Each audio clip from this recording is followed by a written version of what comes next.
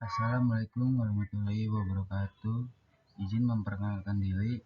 Nama saya Aji Nugrah dengan NIM 22030003.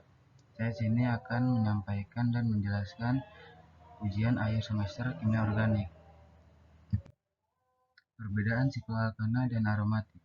Sikloalkana adalah senyawa aromatik, sedangkan benzena merupakan senyawa aromatik. Hal ini disebabkan tidak adanya ikatan rangkap antara atom karbon pada cincin sikloalkana. Perbedaan penting lainnya adalah benzena merupakan molekul tak jenuh, sedangkan sikloalkana adalah molekul jenuh.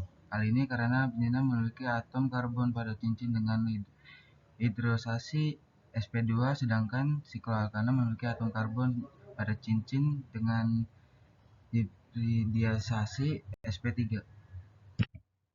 Penamaannya sini 1. Parasilen.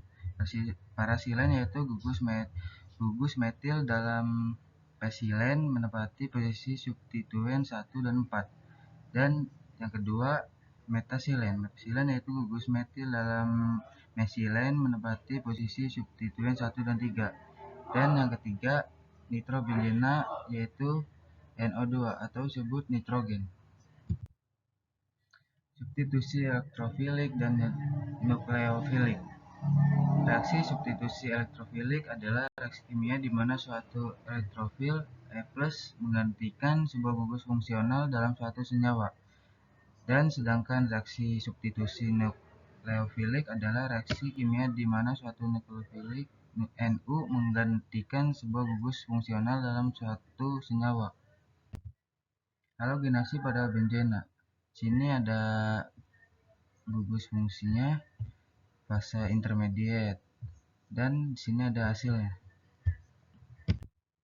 Reaksi pembentukan etil benzena dengan cara alkilasi. Reaksi alkilasi atau alkilasi Friedel-Crafts adalah salah satu reaksi kimia dengan adanya penambahan gugus alkil dengan proses substitusi ke dalam senyawa organik. Nah, sini ada reaksi pembentukan etil benzena. Sini ada benzena bereaksi etil klorida dan menjadi etil benzena. Gugus fungsi asam karboksilat dan ester. Asam karboksilat mempunyai gugus fungsi karboksil dengan nama IUPAC adalah asam alkanoat. Sedangkan ester mempunyai gugus fungsi karbonil dengan nama IUPAC adalah alkil alkanoat. Sini ada asam alkanoat dan alkil alkanoat. Reaksi esterifikasi. Reaksi esterifikasi merupakan reaksi antara asam karboksilat atau turunannya dengan alkohol pelarut air yang menghasilkan produk hasil reaksi berupa senyawa ester. Senyawa ester yang terbentuk tergantung dari asam karboksilat dan alkohol yang digunakan sebagai prekursor. Senyawa yang berpartisipasi dalam reaksi kimia yang menghasilkan senyawa lain. Ini ada asam asetat bereaksi etanol dan menjadi etil asetat.